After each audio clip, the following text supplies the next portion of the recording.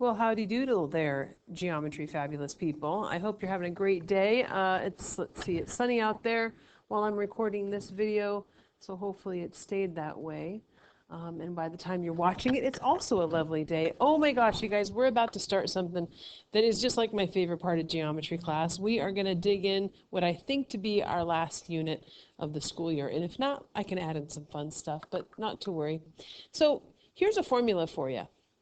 A squared plus b squared equals c squared. And I'd like you to either write down or just kind of think about it. What three things do you know for sure about this thing right here?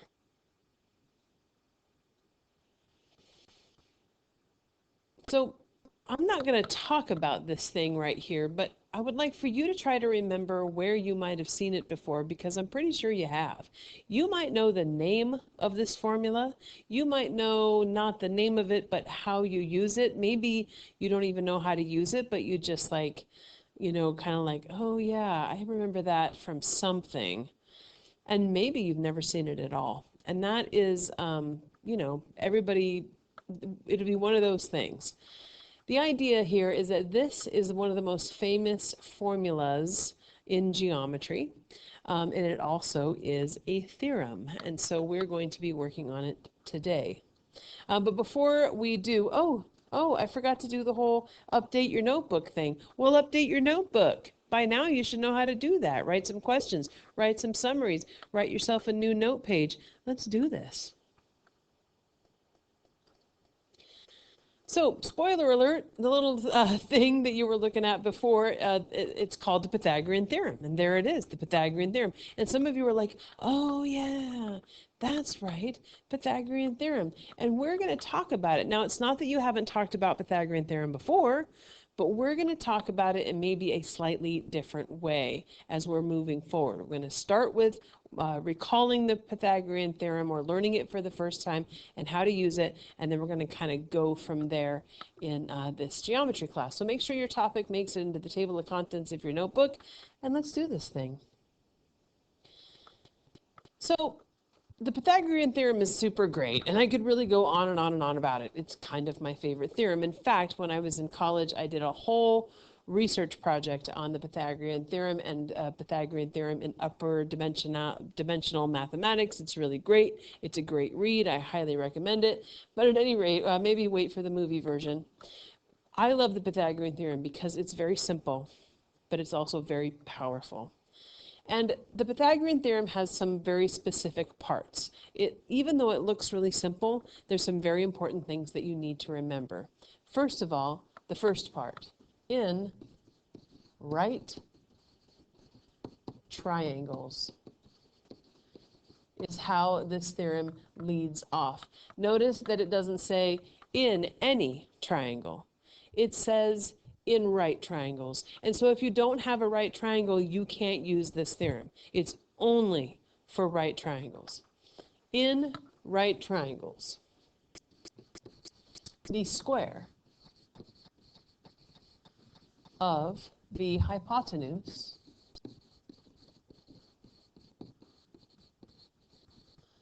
is equal to the sum of the squares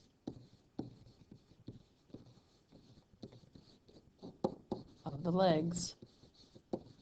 Whew, that's a lot. In right triangles, the square of the hypotenuse is equal to the sum of the squares of the legs. Now, there's a lot going on in here. And the first thing to tackle, again, the important part to remember is that this is always dealing with right triangles. That's so important. That's a very important specific piece of information you have to know. If you're not working with a right triangle, you can't use this theorem. And then it starts talking about squares. Here. Squares. And clearly there's no squares. It's a triangle. Well, there is kind of a square marking that 90-degree angle, but that's not the square we're talking about. We're talking about when you square something. You see how you've got this little 2 right here? You're squaring those numbers. But that you're not just using it to multiply a number times itself, which is what squaring is. If you take a number and you multiply it by itself, you get that number squared. And that's true, but in the terms of the Pythagorean theorem, we're talking about what kind of works out to be actual squares. In other words, if you take this side right here, and we'll call it A, and you square it, geometrically what you get, I didn't draw it very well, is a square whose sides are length A. You could do the same thing with B. We could take side B and square it. I'm doing a terrible job. And then we have a square of with side lengths of B. And then finally we can take C and square it. Oh, this is terrible. And we get a square with side lengths of C. And what the Pythagorean theorem is saying is that a squared plus b squared equals c squared. And you might think, so? But you'll see why that's important in just a second. We can also say this in a slightly easier way. If a triangle is a right triangle, then a squared plus b squared equals c squared. And this is the way we're going to be talking about this theorem most generally, just because it's a little bit easier. We don't have to go through all the language of the formal Pythagorean theorem. Really, if a triangle is a right triangle, then a squared plus b squared equals c squared is good enough for our purposes. So let's do this. You don't have to take my word for this, and I've got a couple of videos that I'm going to play for you. Now, in this video, a video capturing a video means that the picture quality is going to be kind of bad, but you'll be able to see how the squares of the sides of that triangle, the legs, equal the square of the hypotenuse a couple of different ways. So let's start this one.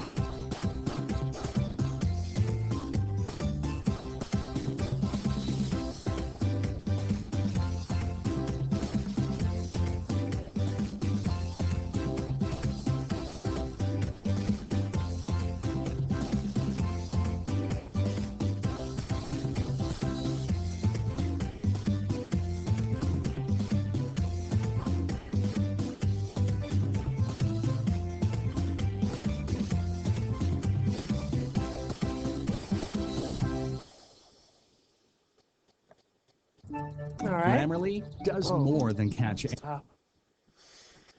So that was a way of cutting paper to demonstrate that if you take those squares of the sides, you get the square of the hypotenuse, that longest side. So let's see it a different way.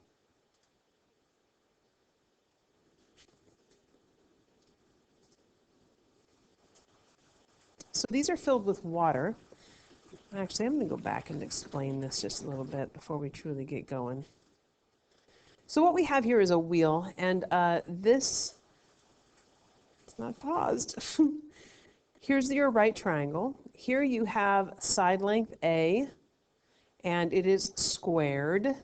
and then you have side length b squared, and here is the hypotenuse c, and it is squared. And these are filled with water, and you're going to see that all this water fits exactly into that, showing us that a squared plus b squared equals c squared.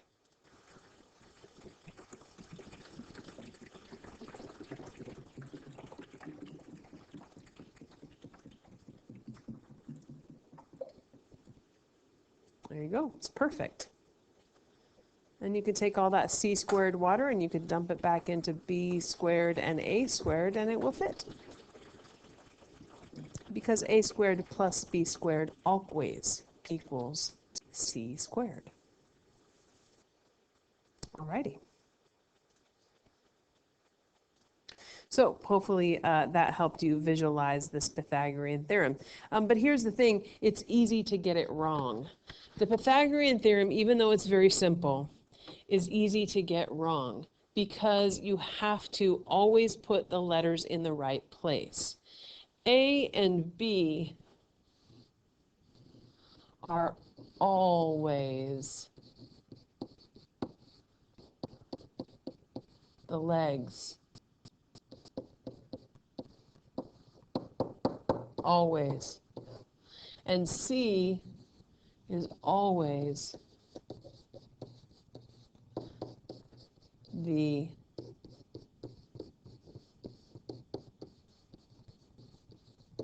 hypotenuse. This is the longest side. Okay? Always. Always. And if you, depending on what you know, you'll use the Pythagorean theorem for that situation. So it's going to look a little bit different when you calculate. So for example, if you know a number for A and you know a number for B, you can calculate using the Pythagorean theorem by dropping the 2 into the formula, don't forget to square it, plus the b, which is 4, into the formula, and then calculating to get c squared. However, this is different. I'll leave that 2 there from this. That is not this. They are not the same. Now what we have is a is 2 squared, b we don't have a number for, and since the 4 is c, we have to put it in place of c. And so please, please, please make sure that you understand that that's the case, because whatever number you have for the legs, those go in the first part of that Pythagorean theorem, and the one that sits by itself, c, or the hypotenuse, is always that side that's across from the right angle. So talking about it is one thing. I feel like doing it really helps. So let's do that. So I've got a couple of problems here, a couple of right triangles. And so the first thing to do, I put some directions down here at the bottom. The first thing to do is actually notice that you have a right triangle. And it turns out in both of these cases we do. Then the next thing is to identify A and B. So A and B are going to be the legs. A and B are always the legs. Those are going to be the sides that are right next to that right angle. That's what the legs are going to be. So in this case, we've got a 5 for a leg and a 12 for another leg. And so in this particular case, A equals 5 and B equals 12. And C equals X. So what we're trying to find is C. So we've taken care of that. And now we're going to put them in the right place in A squared plus B squared equals C squared. Well, we have to start with A squared, and so we should have 5 squared. And to that we're going to add B, which is 12 squared, and that's going to equal X squared because we don't know what the hypotenuse is. And so everything's in the right place, and now all we have to do is calculate. And I have misplaced my calculator. So on your calculator you should have a square button, and so we're going to be using it. And literally you're going to put in 5 squared. And this is a new calculator to me. Oh, there it is. 5 squared, well actually I knew 5 squared is 25. Okay? Plus whatever 12 squared is. 12 squared is 144. And that's going to equal x squared. We doing all right so far? We took care of this bit, and now we're actually calculating accordingly. So then we can add up 25 plus 144. 25 plus 144 is 169. And that equals x squared. And we are very, very close. But notice that we don't want to know x squared. We want to know just x. So here is the new bit. Whenever you want to find a number, when you have that number squared, you do something called the square root. If you have some number and it is squared, and you want to find just this part, you can take the square root and you will get that. So let's take the square root of both sides. That's what we do in every algebra problem. We do the same thing to both sides. I'm going to have to move this over here a little bit. Now the square root of x squared, like we just showed here, is x. And so we're in good shape there. And now we just need to take the square root of 169. And that's just pressing some buttons on your calculator. Oh man, I wish I knew where, oh there it is. Square root of 169 is 13. And so now we know that the hypotenuse of this triangle is 13. Okay? And that's how you do it. So let's do it again, being careful and paying attention to our steps. Remember that the first thing to do is to identify A and B. A and B are the legs.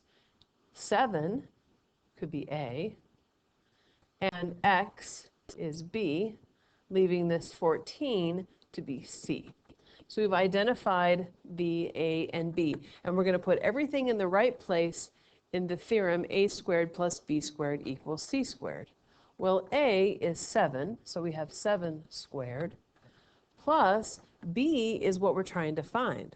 So it is X squared, equals the C, which is 14 squared. Do you see how this problem is different from the one above? The one above, you just put numbers in for A and B and calculated for the hypotenuse. This is what people expect to do every time in Pythagorean theorem problems, but it doesn't always work out that way. Sometimes you don't know one of the legs, and so you have to set this thing up differently. And the calculations are going to be slightly different, but it's the same basic process. The next step is to get rid of those square symbols. So we've got 7 times 7, or 7 squared, which is 49. We don't know what x squared is, so it just comes down, and then we have 14 squared is 196. Okay? Now we're trying to isolate that variable, and so algebra would ask us to subtract 49 from both sides, because we want to create this cancellation here, leaving x squared by itself. So 196 minus 49 is 147. Now to finish this off, since we don't want x squared, we just want x, we're going to take the square root of both sides. When we take the square root of x, when we take the square root of x squared, we get x, so that's good. And then the square root of 147 is just punch it into the calculator, and I get 12.124355565. I'm going to round it, so the x is approximately 12.12. And there you go. You're going to get a lot of decimals when you're working with these. So the point of this is to show you how to be careful. Please be careful when you're setting up your Pythagorean theorem equations. Sometimes, as in the first case, you're just going to plop those numbers right in and solve for your hypotenuse. Other times, you're going to be having to do a little subtraction to get to one of the legs. Let's do this again, just so we know that we're in good shape. So in both cases, we're trying to find the value of x. In both cases, we have right triangles. And since we want to find the length of a side, the Pythagorean theorem is the tool we're going to use. Anytime you have a right triangle and you know two side lengths, you should use the Pythagorean theorem to do the calculation for you. So remember that the Pythagorean theorem says that the a squared plus b squared equals c squared, but a and b are legs and c is a hypotenuse. And so we have to be careful with how we set this up. So the first thing to do is identify those legs. Well, let's see. There they are, right there. They're the ones on either side of that right angle. And really, you could switch it. X could be A and 8 could be B. The legs are not as important as identifying the fact that this side, the longest side, the one that's directly across from that right angle, is your C. And you're going to have to put things in the right places.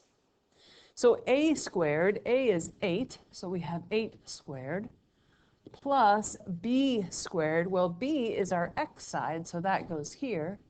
And that's going to equal C squared, which is 17 squared.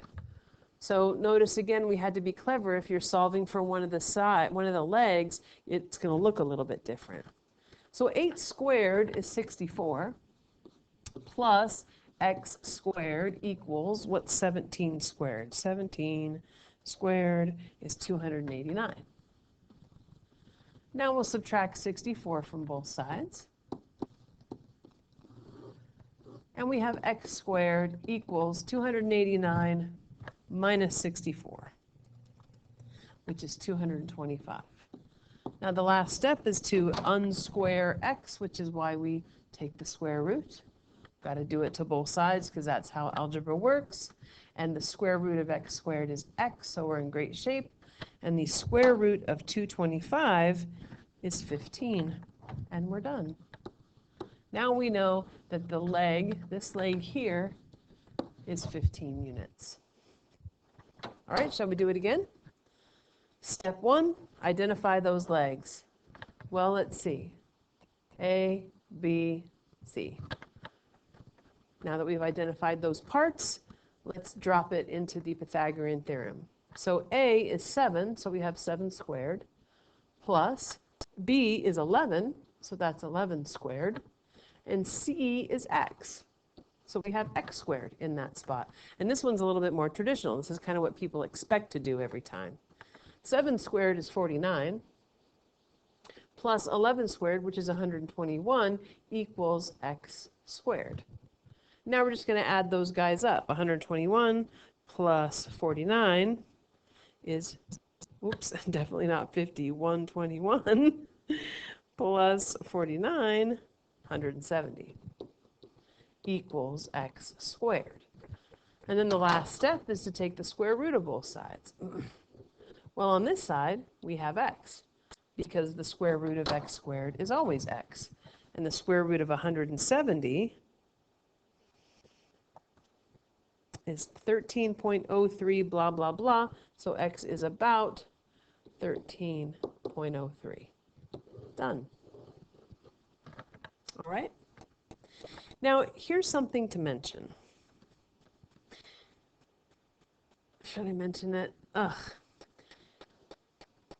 Yeah, I don't know if I'll mention it. I was going to talk about square roots and how you can express square roots. And I hope that Big Ideas Math is going to let us do these in decimals. But if not, we'll take that as it comes. Okay, I'm not going to go into a whole nother lesson right now because this video is long enough. But we'll tackle it if it comes up. All right, y'all. That is that. Now, I have one more thing to show you, and I would like you to notice how the scarecrow gets it wrong, if possible. Why, anybody can have a brain. That's a very mediocre commodity. Every pusillanimous creature that crawls on the earth or slinks through slimy seas has has a brain? Back where I come from, we have universities, seats of great learning, where men go to become great thinkers. And when they come out, they think deep thoughts, and with no more brains than you have. But they have one thing you haven't got, a diploma.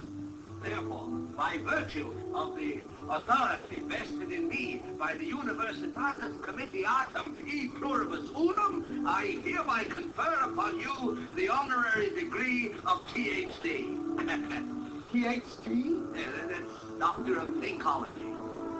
Sum of the square roots of any two sides of an isosceles triangle is equal to the square root of the remaining side. Okay, did you hear it? It might be impossible to hear, but I'll take a chance and play it for you again.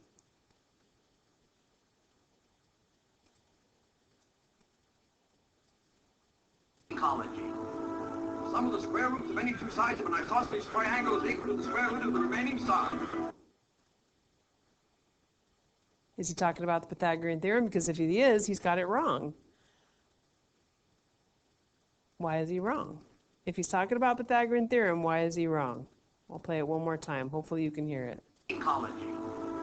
Sum of the square roots of any two sides of an isosceles triangle is equal to the square root of the remaining side. He says isosceles triangle. And the Pythagorean theorem doesn't work for isosceles triangles. Now, we don't know what the scarecrow is actually talking about, but if he's talking about Pythagorean theorem, which is pretty common, he gets it wrong, and maybe he doesn't get a brain after all. Anyway, that is that, you guys. I sure hope you could hear it. That was a silly waste of time if not, but it's you can always fast forward that part.